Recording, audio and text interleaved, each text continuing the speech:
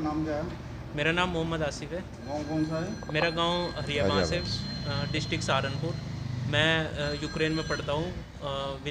विनिस्सा city है Ukraine की, और मेरी यूनिवर्सिटी का नाम विनिस्सा नेशनल मेडिकल यूनिवर्सिटी है। और मैं जो है वहाँ पे यूक्रेन में फंसा हुआ था, इस जो युद्ध हो रहा है यूक्रेन बिटवीन रसिया। तो वहाँ से उसके बाद हम इस एम्बेसी की तरफ से कोई हमें एडवाइज़र नहीं थी जाने की, और हम फंसे हुए थे वहाँ पे। लेकिन उसके बाद भी बच्चे दूसरी सिटी की ओर जा रहे थे, तो हमने भी यही ठाना कि हमें भी जाना चाहिए। और फिर बाद में एम्बेसी ने भी यही ठाना कि हाँ, खुद से ही हाँ तुम्हें इवैक्यूएट करना है, खुद से ही तुम्हें बॉर्डर पे जाना है। फिर हम जाके खुद से हमने एक बस का अरेंजमेंट किया, और बस का अरेंजमेंट करने के बाद हम उजग्रोड एक सिटी है विनिस्सा से 800 किलोमीटर दूर, जहाँ पे बॉर्डर पड़ता है हंगरी का, वहाँ तक हम बस में गए। और वहाँ तक बस में जाने के बाद फिर हम वहाँ उतरे। उतरने के बाद हम 10 किलोमीटर लगभग पैदल चले हंगरी बॉर्डर तक। और हंगरी बॉर्डर के बाद लगभग 2 दिन हम बॉर्डर पे खड़े रहे। इस -10 टेम्परेचर था वहाँ पे। -10 टेम्परेचर में बर्फ़ में खड़े रहना एक ये बहुत ही मुसीबत का काम है कि बर्फ़ में आदमी बंदा वहाँ पे खड़ा है।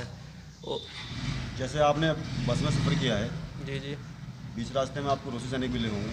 वहाँ पे रशियन सैनिक से आपको जो बचाव हुआ है वो क्या है? हमें अगर किसी ने बचाया है वहाँ पे यूक्रेन से, अगर हम अपने घर लौटे हैं, एक सुरक्षित लौटे हैं, एक हमें बिना किसी उसके, तो हमें अगर किसी ने बचाया तो वो इंडियन फ्लैग है। इंडियन फ्लैग, एक अपना तिरंगा झंडा, इसने हमें, इसके ज़रिए हम आज यहाँ पे अपने घर में अपने परिवार के बीच में बैठा हूँ मैं, बिकॉज ऑफ इंडियन फ्लैग।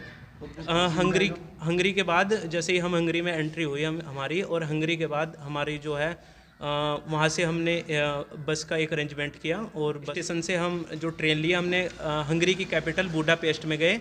और बुडापेस्ट से वहाँ तक पहुँचने के बाद हमें इंडियन एम्बेसी ने वहाँ पे रिसीव किया। ये एक व्यवस्था रही वहाँ पर? खाने की सुविधा थी, इंडियन एम्बेसी की तरफ से थी, देखो जो सच बात है। फिर वहाँ से हवाई यात्रा? और इंडियन एम्बेसी वहाँ पे एक दिन हम स्टे किया, और एक दिन स्टे के बाद नेक्स्ट डे हमारी फ्लाइट थी भारत सरकार द्वारा? भारत सरकार द्वारा, यस। तो आप यहाँ तक कैसे पहुँचे अपने घर तक? हम यहाँ पर इंडियन यूपी गवर्नमेंट की सहायता से, जो हमें यूपी गवर्नमेंट की तरफ से रिसीव की गई है जो फैसिलिटी। क्या कहना चाहेंगे? हम सरकार से यही कहना चाहते हैं कि जो बाकी और सिटी में, जैसे खार्किव सिटी होगी यूक्रेन की, जैसे खार्किव होगी, और दूसरा कीव होगी, और सुमी रहे हैं वहाँ पे, उनको वापस लिया जाए।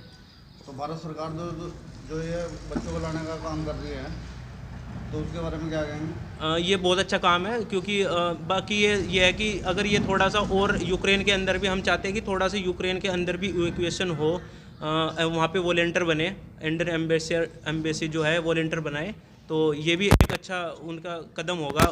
कदम उठाया गया भारत सरकार द्वारा, वो उचित उठाया गया? बिल्कुल उचित उठाया गया, क्योंकि जैसा भी है अभी हंगरी जैसे ही यूक्रेन से नहीं तो बाहर दूसरी कंट्री से ही घर वापस लाए जा रहे हैं, क्योंकि बच्चे इतने ज़्यादा थके हुए हैं, वो खुद से इतना अरेंजमेंट नहीं कर सकते।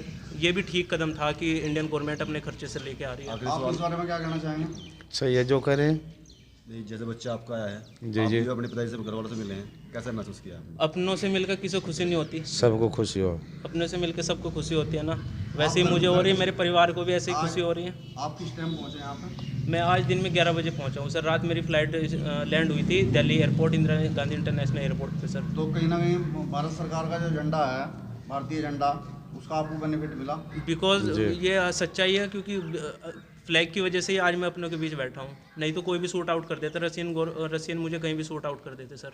हमारी 30 बच्चों की आ रही थी, 30-33 बच्चे थे हमारे, कहीं भी सूट आउट हो सकते थे। सारे बच्चे आपके साथी जो सब वापिस आ गए? हमारा 33 स्टूडेंट का ग्रुप था, वो सब आ चुके हैं, और क्या बोलते हैं, सेफली हम इंडिया में आ चुके हैं। Thank you.